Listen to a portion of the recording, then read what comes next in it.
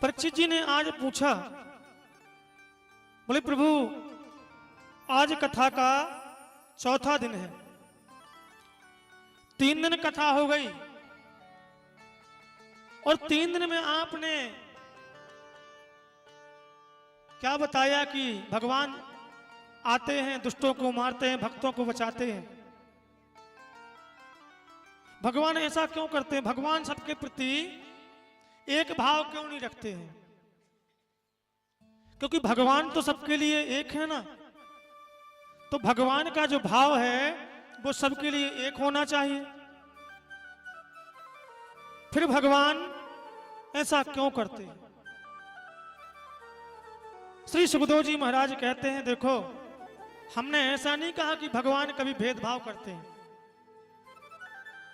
भगवान कभी किसी के प्रति भेदभाव नहीं करते हैं। समप्रिया सुहृद ब्रह्मन् भूतानां भगवन् स्वयं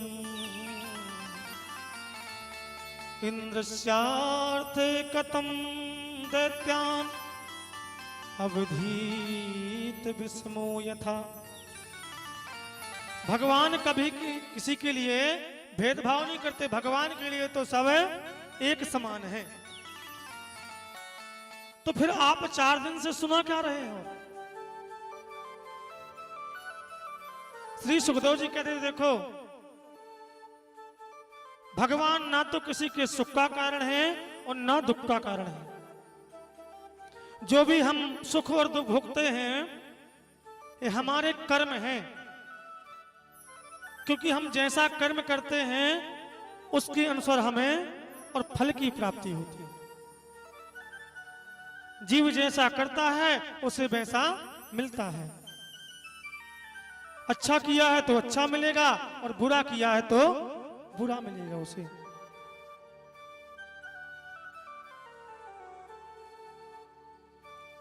क्योंकि जितना हमने जमा किया है वही तो हमें मिलना है। जितना बैंक में बैलेंस होगा, अब आपके बैंक में 10,000 है और आप बैंक वाले को भर के दें 20,000, तो क्या मिल जाएगा आपको? क्या नहीं मिल सकता। क्यों? क्योंकि आपके बैंक में बैलेंस नहीं है। भाई जितना आपके बैंक में बैलेंस होगा उतना आपको मिलेगा। उसी प्रकार से जैसे एक बैंक वाला मैनेजर और हमें अधिक पैसे नहीं दे सकता है, उसी प्रकार से भगवान भी हमें ज्यादा नहीं दे सकते हैं। जितना हमारा धन इकट्ठा है वहां पर, कौन सा धन? राम नाम धन। क्योंकि राम नाम क्या है? धन है।